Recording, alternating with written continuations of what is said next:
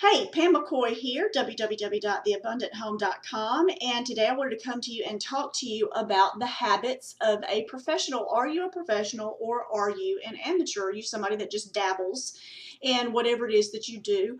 Or perhaps you're dabbling now, but you want to be serious, you want to be a professional. What does it take to get there? What are those stellar habits that professionals have that amateurs don't? And I'll tell you that much, if not most, or all of this information comes from listening to Jeffrey Combs. If you're not familiar with Jeffrey Combs, I wasn't all that long ago.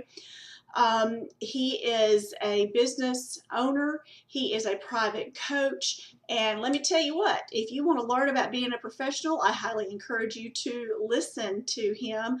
He has a podcast that comes on weekly. And, it's not for the faint hearted. It is not for someone who's going to get easily offended. But if you want to learn, if you want to grow, if you want to be that consummate professional, then he is someone that you definitely want to listen to. So let's get into a couple of those habits that make up being a professional. One is being organized. And I'll tell you personally, I have struggled with this. It's something that I've not been good at the past. But by golly, things have changed. And one of the ways that you can do that you can start working towards being a more organized person, is to have a daily planner.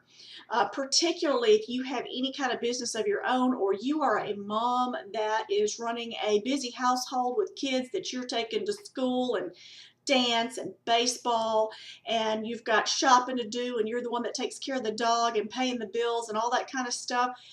If you have any kind of busyness in your life, which let's face it, most of us these days do, then I highly encourage you to get a planner to help organize your day. And I'll show you as an example what I have done, and it's what others have encouraged me to do, and it works out beautifully.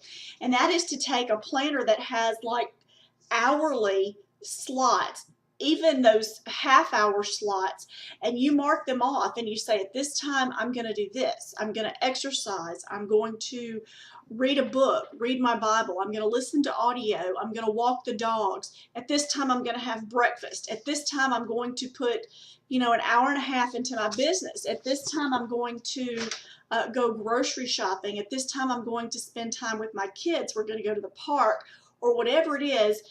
It's so easy to make a list of things that you want to get done that day, and then kind of dilly-dally, and you may get some of them done, but I'm telling you from experience, you will get more done if you lay it out in a timely fashion.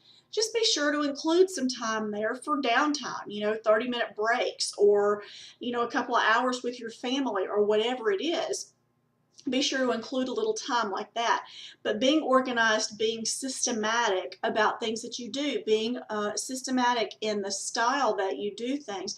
However, having said being systematic, not so hard and harsh that you can't step back and learn and look to see what's effective. Look at the end of the day, at the end of the week, and say, okay, what did I do that served me well, that got me closer to what it is that I'm looking for, that got me closer to being a more efficient business owner, a more efficient parent, or a more efficient whatever profession it is that you are in. But be open enough and fluid enough that you can look back and say, okay, what did I do that was good? What did I do that could be tweaked? What did I do that was awful that I just don't ever need to do again? So be systematic, but be able to look at yourself with a critical eye, and not judging, not in a judging way, but in a way that's going to help you be better, that's going to help you feel better, and going to help you get more done, more accomplished of what you're looking to accomplish. So that's a couple of things. Another one is to be educated. And when I say educated, that doesn't mean that you have to go to some Ivy League school or that you have to have a college degree. It means educated in whatever it is, the profession that you are in. If it's in a particular business, if it's in the restaurant business, then know about the restaurant business. If it's in online marketing, then know about online marketing. If your profession is a stay-at-home mom, then know about the best ways to be organized in the kitchen, the best ways to parent, the best styles that there are that suit you and your family. Be educated about what it is that you're wanting to do. Be willing to learn ways that, again, get back to being fluid, ways that can help you, not so rigid and structured that you're not able to step back and say, hey, you know, that's not really working for me. Let's try a different path. And you have to be open enough to work on yourself. None of us come into this world perfect. None of us leave this world perfect, but hopefully along the lines we're willing to learn and grow and become better and better and better rather than staying stagnant. And sometimes people will do that even knowing that there's more that they could do. They know that there's more that they could learn, but you know, sometimes we're just so hard-headed that we just don't want to do it. Well, part of being a professional is to get rid of that ego, get rid of that hard-headedness that says I know it all, and realize that you don't know it all. None of us do.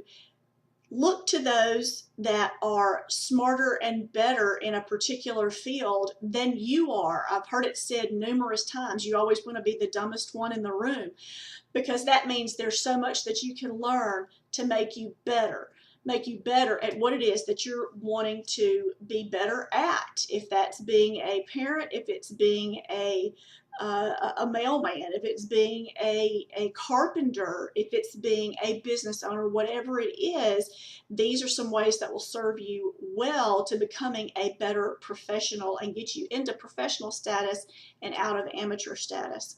I'm going to leave a link below for you to listen to a tremendous podcast that Mr. Combs has done about professionalism.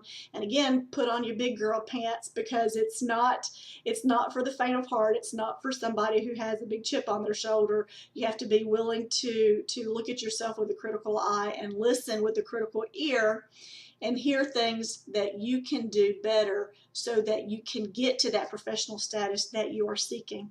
Thanks so much for watching. We'll see you next time. This is Pam McCoy. Bye-bye.